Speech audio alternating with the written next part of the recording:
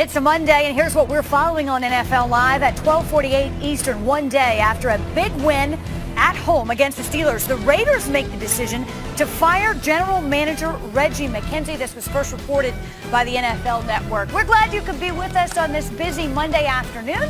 I'm Wendy Nix, Adam Schefter, Ryan Clark, and Tim Hasselbeck. An interesting decision given we've heard Jon Gruden and Reggie McKenzie say they were on the same page and working together, Shefty. But again, today, the Raiders decide to go in a different direction in terms of a general manager. I think the one thing we see in football over and over, right? People say what works for them at the time, right? Jon Gruden said Reggie McKenzie was going nowhere. He said Khalil Mack was going nowhere. Amari Cooper was going nowhere. People go nowhere. Plans change. People say what works for them at the moment. And the fact of the matter is everybody knew that Reggie McKenzie was going to be out after the year.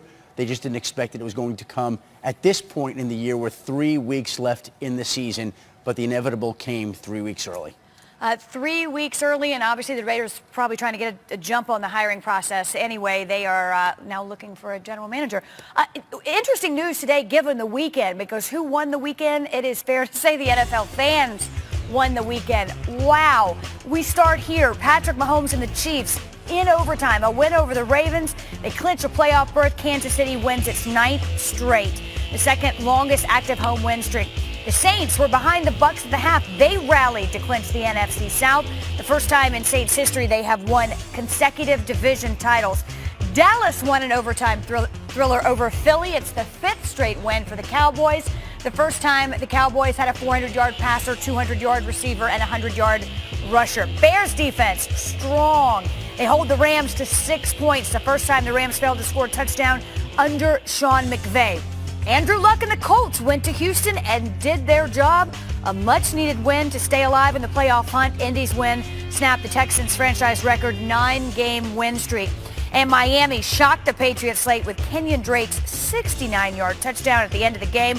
The longest game-winning touchdown with no time left in regulation in the Super Bowl era. Where else would we start on Overreaction Monday than this? This was the best Sunday of football all season long. Ryan Clark, overreaction or no? You know, strange that you guys start with me. In the production meeting, I said this was an overreaction.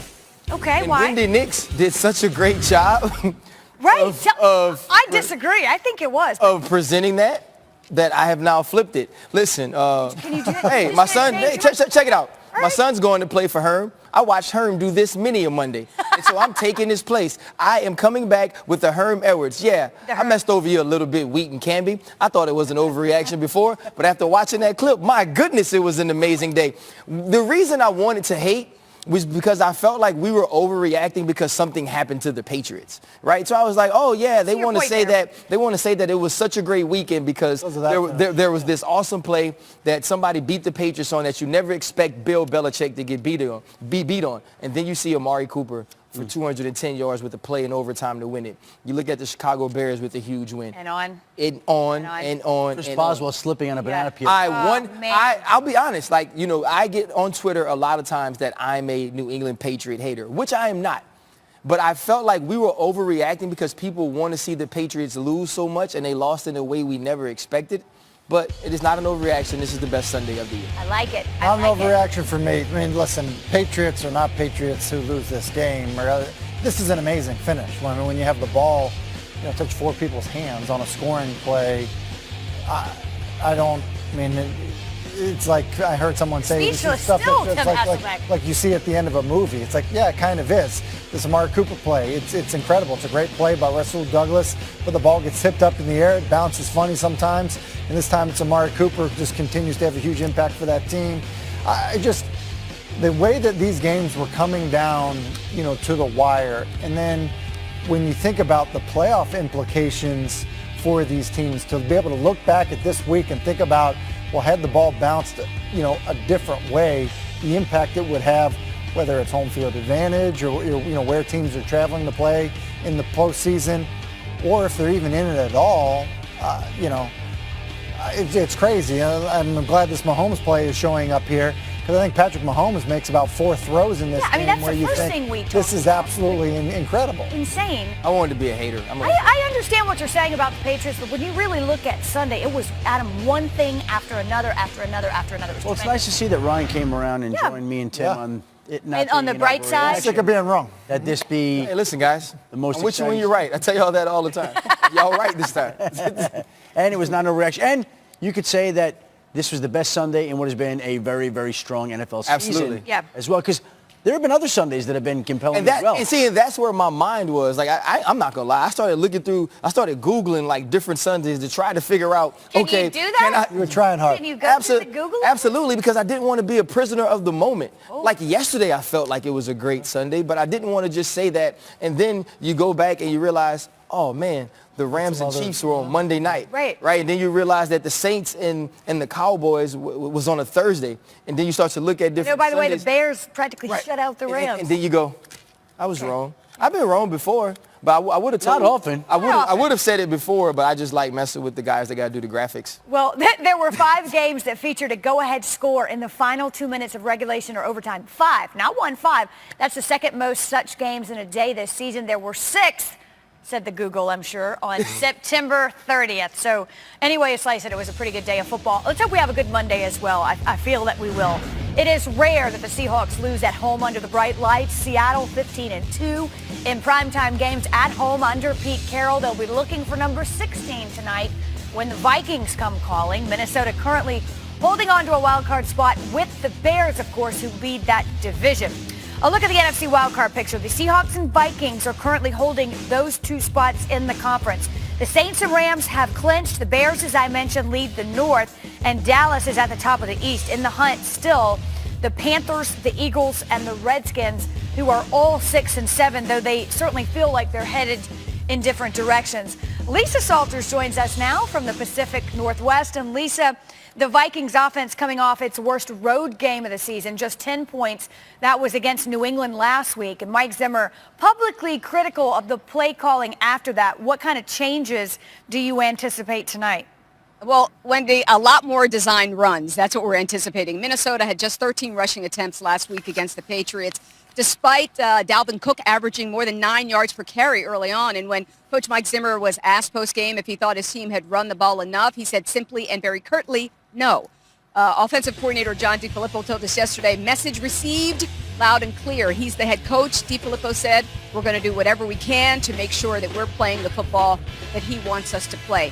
Now, Zimmer told us that since he's been head coach, when his Vikings have more than 20 rushing attempts, they've won 74% of those games. And when they run 20 or fewer times, they're 0-16-1. So it's really hard to argue with those numbers, Wendy.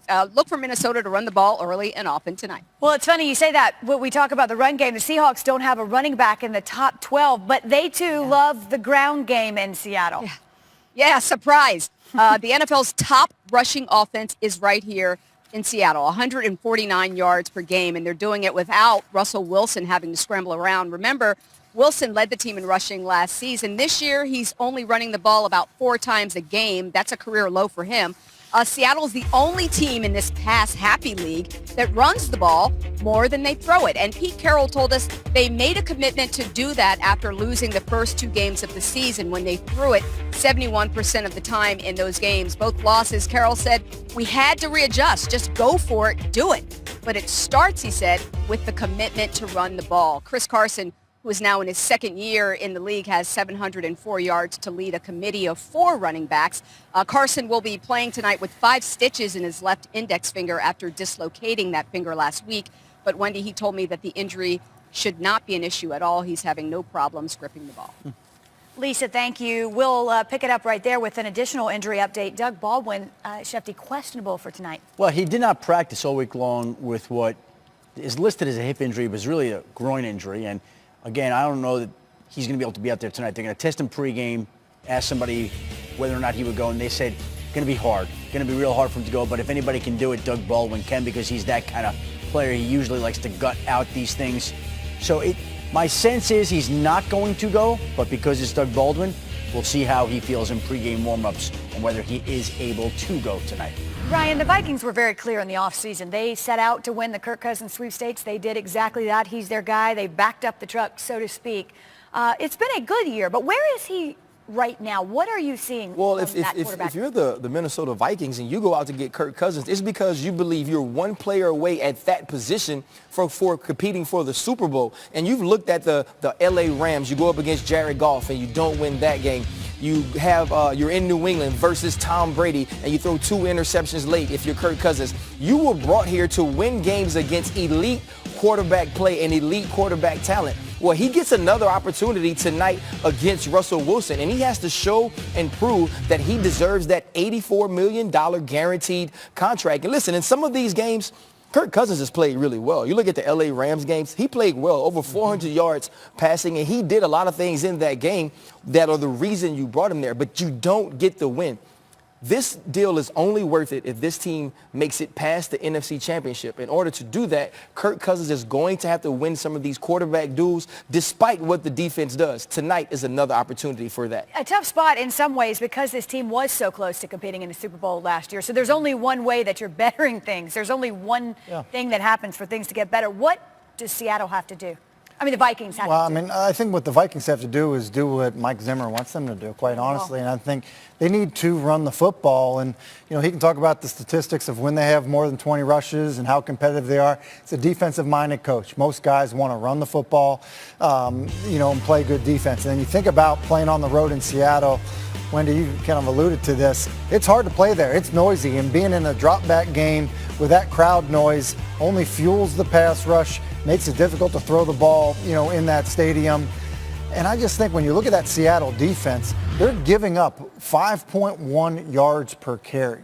Like if there is a week where Mike Zimmer's formula should work, it's this week. And so I would expect there to be a problem if John DeFilippo doesn't dial up over 20 runs against a defense that struggled to stop the run. And quite honestly, when you just look at playing on the road in Seattle, that being the best formula.